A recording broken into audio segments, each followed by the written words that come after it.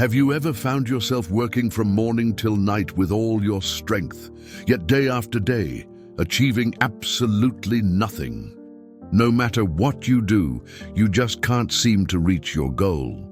And worst of all, you watch someone who works far less than you reach the exact success you were dreaming of. If you too feel this injustice in your life, then the story of the royal gardener is for you. This story can change your life, so stay with me until the end. Once upon a time, in a lush and mountainous land, lived a gardener named Baji. Gardening was his profession, but not just any ordinary gardening. He was the chief gardener of the king's magnificent royal garden. A strong young man, he had earned this position through his high sense of responsibility and relentless dedication. And maintaining a garden as vast as the royal domain was no easy task. It consumed every hour and every drop of his energy.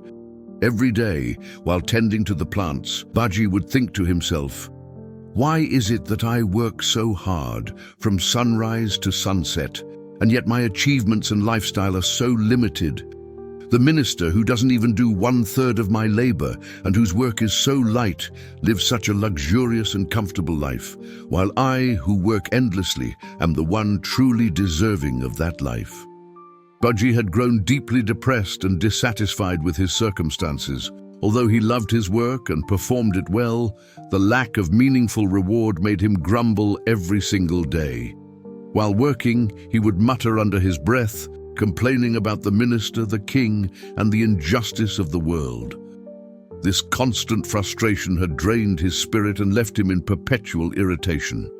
He would always tell himself, "One day I will claim my right from all this unfairness. I swear I will prove that everything they believe is wrong." One day, the king, who was a wise and insightful ruler, strolled through the garden, seeking peace and inspiration from nature. Baji, while pruning a rosebush, noticed the king approaching. Filled with the desire to finally voice his objections, he gathered all his courage, picked a beautiful flower, and hurried to the king's presence. He bowed respectfully, offered the flower, and said, "My lord, I have a question, one that I'm sure you will not have a convincing answer for." The wise king looked at Baji's sun-worn face with kindness and smiled. "It must be something that troubles you deeply to speak so firmly before me. Ask, I'm listening."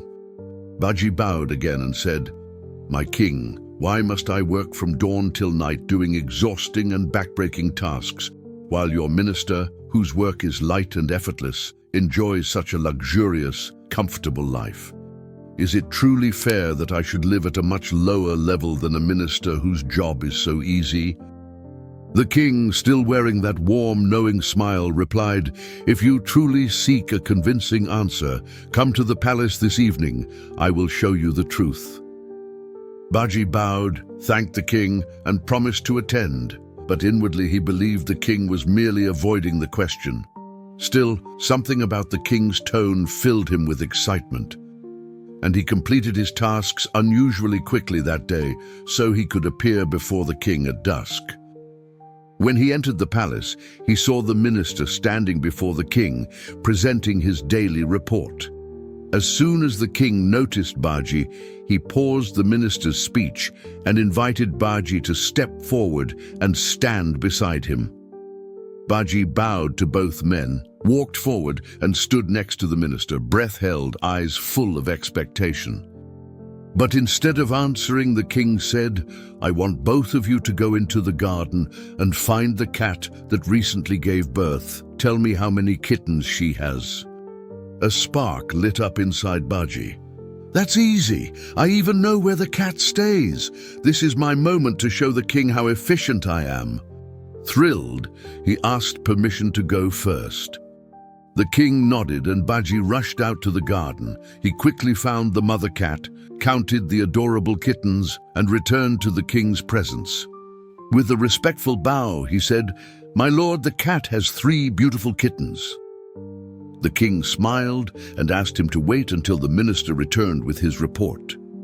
Baji obeyed, thinking proudly, I finished this task so quickly, and that useless minister is still counting 3 kittens. Even in a simple mission like this, I'm superior." After some time, the minister returned, holding a long sheet of parchment. He bowed and requested permission to speak. Seeing the scroll in his hand, Baji sneered internally. "Look at him. How much paper and ink he has wasted just to count 3 kittens. Truly, the injustice between us is outrageous." The king granted the minister permission to speak. With calm, precise, confident words, the minister began. "My lord, as commanded, I entered the royal garden and located the white female cat in the southwest of the garden, beneath the young mulberry tree, behind the red rose bushes. She's in perfect health and gave birth to 3 adorable kittens about a month ago, 2 males and 1 female. The male kittens are black and white, and the female is pure white.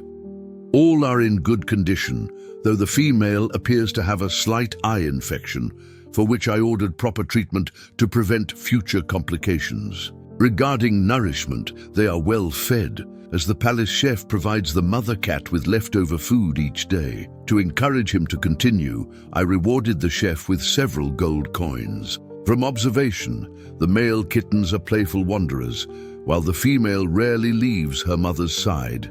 The mother watches over the males closely from a distance.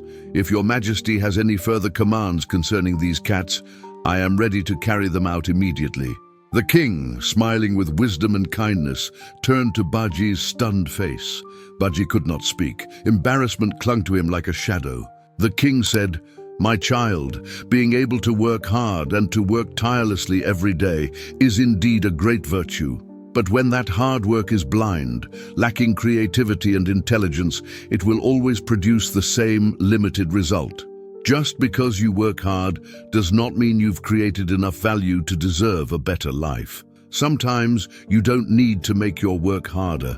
You need to make it smarter. When you create value intelligently, you save energy and time, and your work becomes more meaningful. But someone who stubbornly sticks to blind, hard labor produces nothing but extra effort with little worth. If you want a better, easier, more rewarding life, work smart in the same measure that you work hard. I promise you, the results will surprise you." Baji, who had never before looked at life from this perspective, felt an entire window of understanding open before him. Filled with both shame and excitement, he thanked the king and the minister and returned home to prepare for a new tomorrow. That night, he couldn't sleep. From excitement, from ideas, from the rush of creativity flowing through his mind like rain. Before dawn, he returned to work and began challenging himself. How can I add value to this task? How can I change it to make the work easier and the quality better? Days passed and Baji watched both the garden and his own performance improve. Faster, smoother, smarter. Months later, he was promoted, awarded a beautiful house beside the royal garden, and his lifestyle transformed completely. He became a joyful, creative gardener whose reputation spread across the land, and he knew he owed it all to one moment of courage and the king's wisdom. So if you too feel your achievements are unfair, be like Baji. Change your mindset now. Blaming others and the universe is easy. It costs nothing.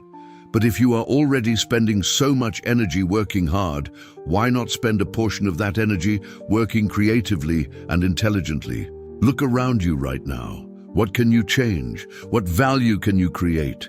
Even small changes, done step by step, lead to great results.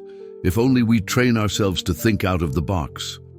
To help spread this message to more people, please like this video and share your thoughts in the comments so we can help each other grow. And for more English stories and mindset motivation, don't forget to subscribe to Root to Rise Story. Until the next motivational story, goodbye.